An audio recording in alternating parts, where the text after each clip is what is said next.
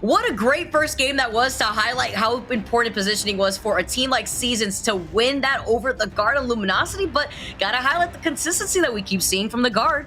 You know, that's gotta feel good, right? You're coming in from preseason qualifiers. And if I'm not mistaken, is that our first preseason qualifier team to take a map win here in Pro League Split 1? Because if so, congratulations to them. That's gotta feel good. We talk about the momentum and the mental state that a lot of competing can kind of have on you, and that just has to carry the momentum. You just gotta keep going. You know you can do it, especially in such a stacked lobby with names like FaZe, Optic, 100 Thieves, TSM, so many legends inside this lobby, and to come out on top of it. But there's the question for you, Vicky. If you're a TSM and you have a zone that is pulling nearby the wall of your drop spot POI in which you won twice, what do you do now? How do you come back from that moment?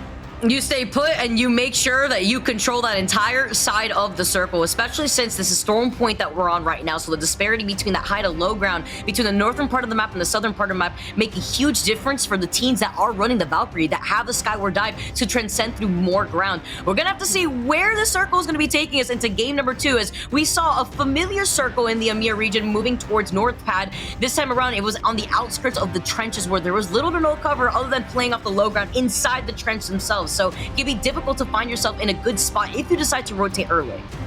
Yeah, as all these teams kind of find themselves in their drop spot POI, it's kind of interesting. No one challenging Furia today here at Lightning Rod, relatively scotch-free. I believe it was G2 that kind of full sent them in map number 1 during their group kind of matchup. And they cut tail. They were like, I'm out. They tried it one map and they were like, we're not going for it. But so far, so good. But it's kind of interesting to see all of the teams making their way as the dropship path is kind of cutting the math like east to west. It's usually like top to bottom, so it's a little interesting for me to go that way. Yeah, and we also get a vision of where this circle is going to be pulling. You can right now see that tripods are going to be sitting happily in antenna. They're going to have the beacon as well to note that where the circle is going to be pulling is going to be pulling in their favor. With their team comp, it's going to work amazingly with the Watson that you highlighted it before from Nick Merckx, where they've been playing a lot for positioning. Seasons, though, as we take a look at our squad that took game number 1, wasting no time. They got the R301 from Hakulo. You got the G7 in the other hand here, and Season are looking to continue that after rotating away from north of wall, but they're gonna have to, or rather north pad, but they're gonna have to transcend through some ground here to get to where the circle is gonna be pulling. And I think that's going to show just how well they can navigate those mid-game rotations. I highlighted it in the pre-show. They're very smart when it comes to their rotations and making sure that no one is coming in from the backside. Typically, when they get that beacon information, you'll see where that next ring is on their map. They'll kind of play the intersection, the outer skirts of where the current ring and the next ring meet, just so they can isolate make sure there's no one coming in behind them. We did see a lot of action happening in Down Beast originally. C9 are taking a page out of their own book here from the last game. They said, you know, we rolled up into a lot of the action early on. Although we are hitting a bunch of obstacles on the way, it's fine. You can check your map while we check for enemies in the area, because C9 are now diverting their attention away from Down Beast like we saw in game number 1, and immediately are rotating into that next circle, which plays into their game plan. They have the Loba, so what Rocker wants to do is they probably already got the scan of the beacon. They probably already know it's pulling towards antenna, so instead of wasting time or even wasting a Skyward Dive, waiting for it to come online, they're just going to rotate with the Trident, and then they're going to sit pretty with the Black Market ready, so that way they can collect all the additional loot that they missed out on since they're not looting right now.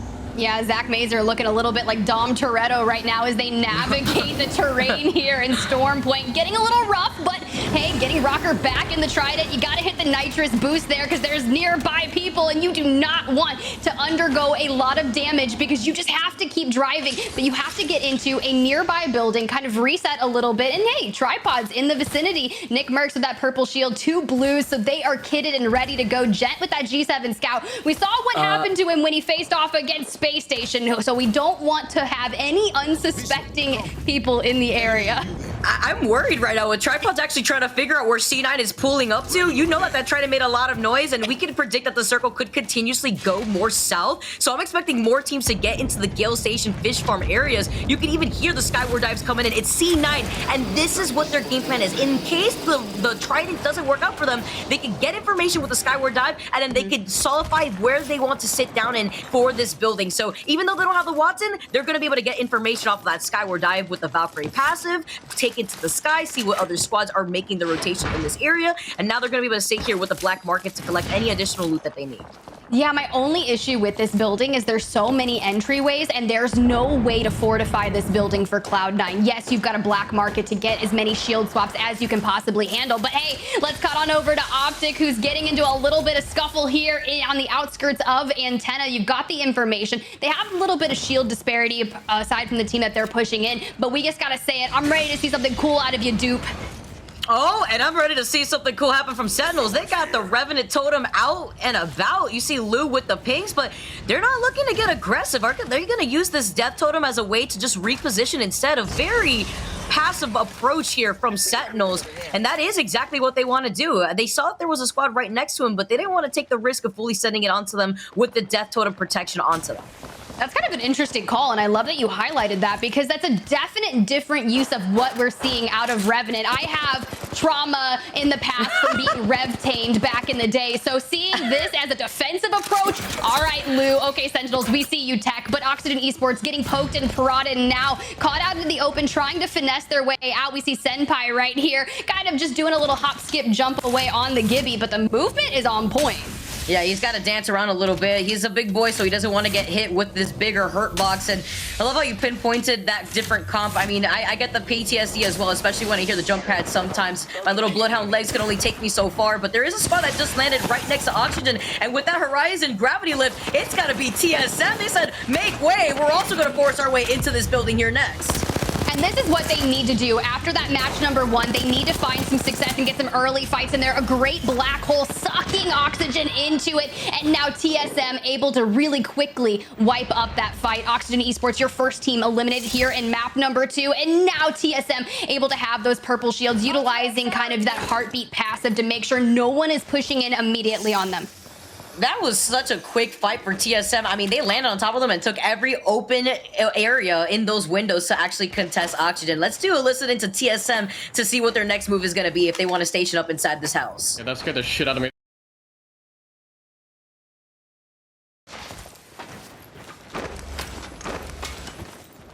You're done looting, I need to loot. Valkyrie from back antenna.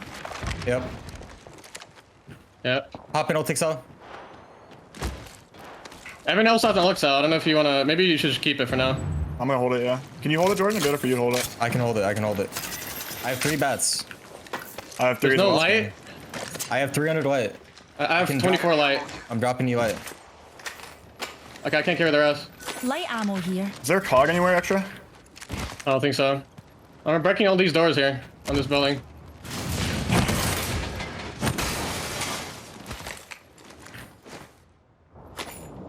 I feel like these... Yeah, we don't want these swaps right on the doorway when they're slamming inside. They're gonna be in the corner. There's a low bolt on me, by the way. You can use it. It's inside. These There's a swaps purple are in armor. the corner, okay? Oh, yeah. There is a thread that... Oh, no, it's not. I'm gonna grab that wingman later and drop the charge. You sure you have nades? I have no nades. Not for Yeah, I nades, need to unless it's find on nades. the- There's nades on the low bolt inside Okay, of this okay. building.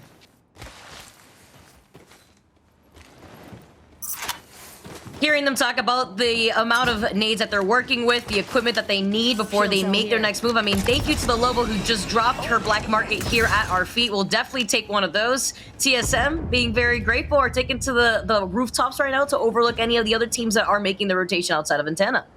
And they got gifted a replicator from the Apex gods above. So now they have the moment. Sure, maybe you didn't have enough bats and you want to craft on them, but slept on taking to the skies and making their way out into that Gale Station Fish Farms area. But the issue is here, how many teams have we already seen rotate into these buildings that can be found below? Sure, you're pinging, but you've got to say, is there someone in there? Oh. The season is looming, waiting for this action. Yeah, Clay picking up a KP real quick before backing up on the Bangalore. You saw the wingman in his hands, and you saw how he was able to not only land some of those headshots, but also able to back away off of coming out of that win. But slept on now in a lot of trouble here too. Boat restabilizing with the shield bat. Do they know where Boat is right now? They know exactly where BR Demons is, and they did lose out on Aiden, but they're gonna get the res, and they are gonna have enough time to go in for a reset.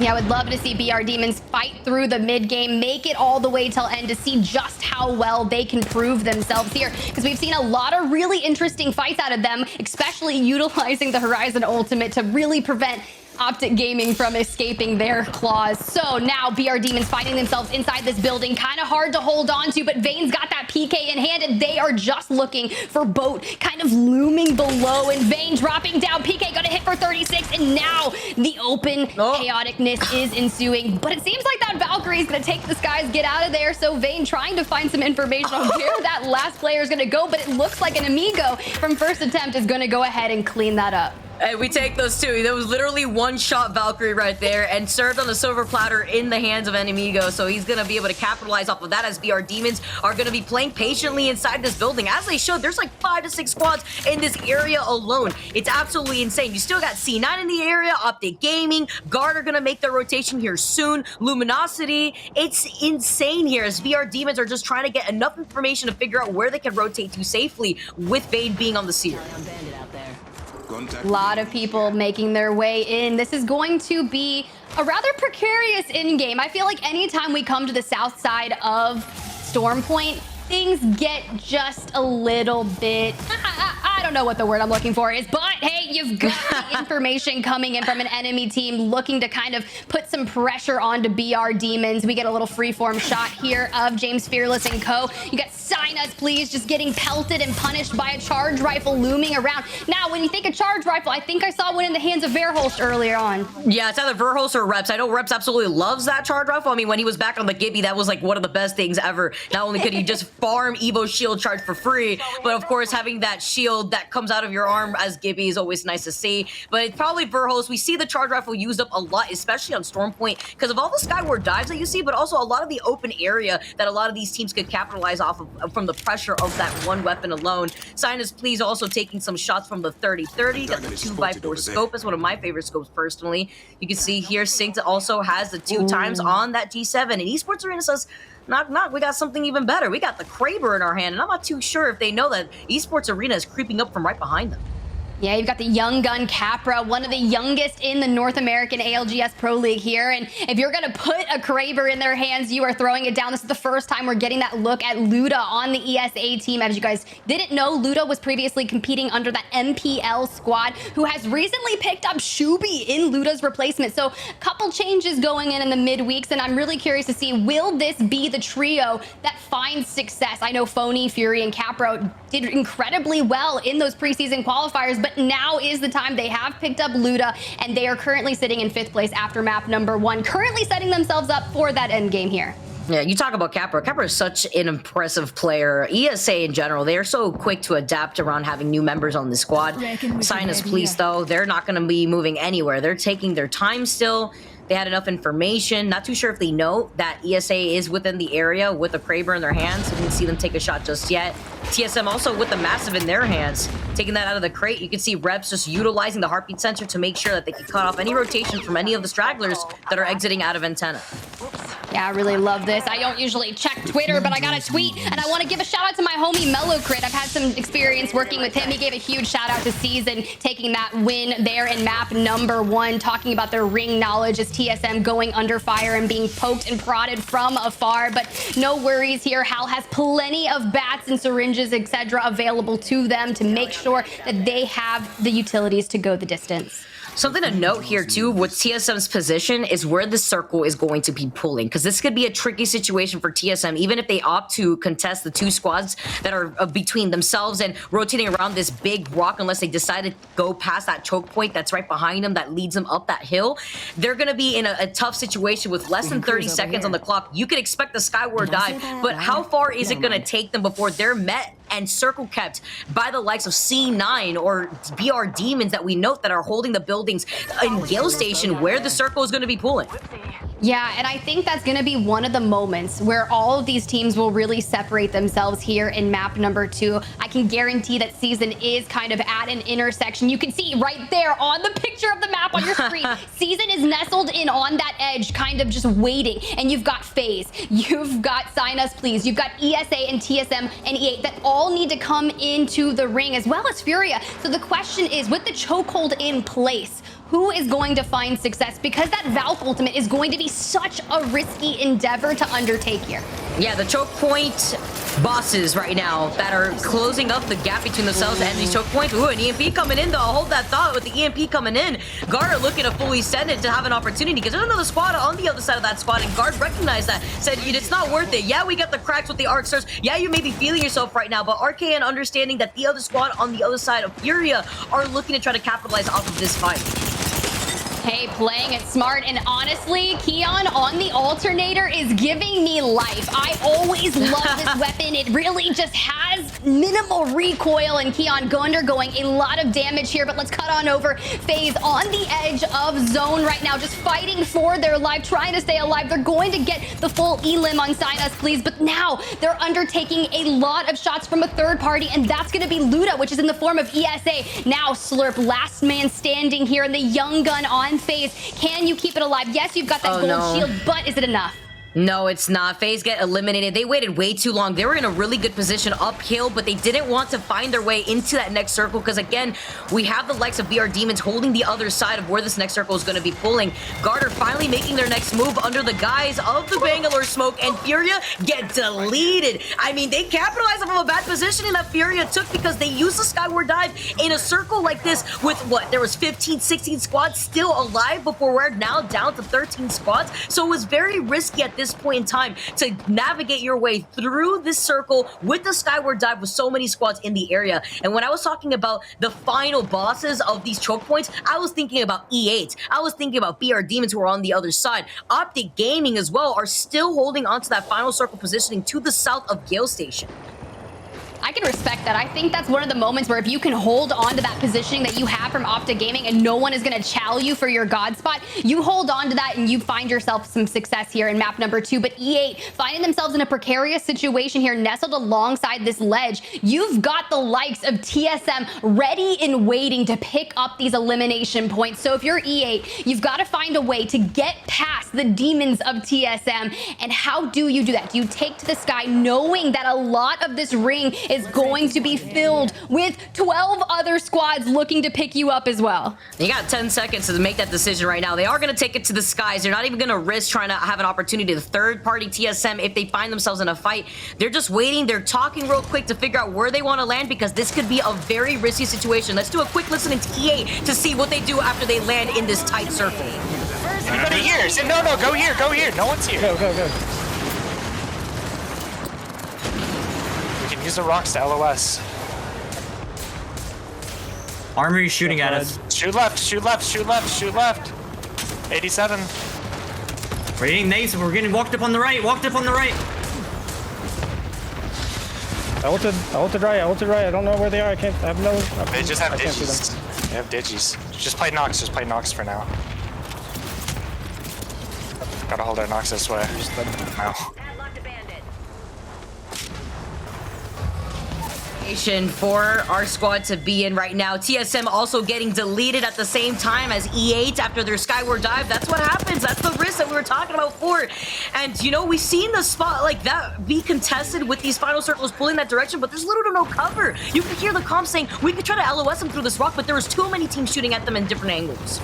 Yeah, you've got to find some way, shape, or form as cover. You've got Atlanta Premier on your screen right now, utilizing this fence coupled with the Watson fences to try and make something happen. Cloud9 looking a little worse for wear, but trying to stay alive is going to be Zach Mazer, and unfortunately, Season is going to be the ones to put the nail in that coffin for them. So Cloud9 back to the lobby, and Season sitting in third place right now with 26 points, perfectly kitted out. Now, the question is, how are they going to approach this very open circle? You have the Bangalore, so you have some smokes, but yes, Seers can kind of scan through that and get the information, but nothing to fortify your entryway outside of this. And with only one building nestled in left, you know there's going to be a lot of people kind of cohabitating that area. Yeah, especially since Optic Gaming got a really good read on where this circle is going to be pulling. I believe that actually may be Optic fighting over in the distance where ESA is looking at a lot of the action, and it is. He actually scoops up those single one-hit shot of Skittle Cakes, who was fighting against Luminosity Gaming. You know, we take those. Esports Arena, they're eating great here. They have a good amount of KP to their name,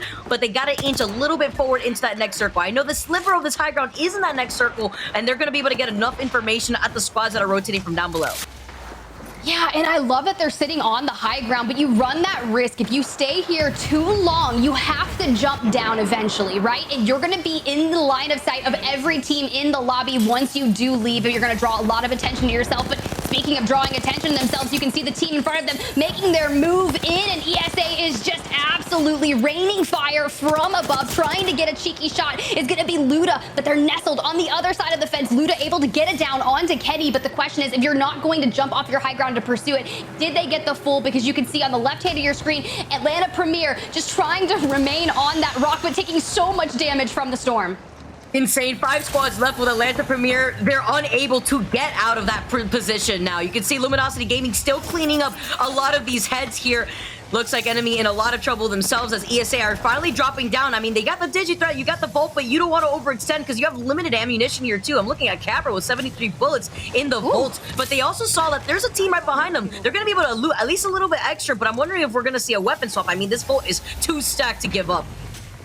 I mean, it looks pretty stacked. I wouldn't want to give it up. I'd be like, let me find some energy ammo. But Capra gonna get punished for remaining up on the rooftop. Luda as well. Someone is looking to chow them for their high ground, and that's gonna be Luminosity as Yanya just fires off that 30-30 into them. Capra playing that knockdown shield of Luda and able to get a full bat off, and Yanya just, laid back, chilling from a distance, just being a menace. Are you kidding me? Yanya with the missile swarm knock onto Capra, who, by the way, got griefed by their own Horizon gravity lift. You saw Capra panicking, saying, where can I go? This is my only cover, but the gravity lift is revealing where I'm at, so that knock was huge. Yanya and the rest of Luminosity are just gonna stay put. They're looking on at all the action happening in this building without even having to give up where their circle positioning is.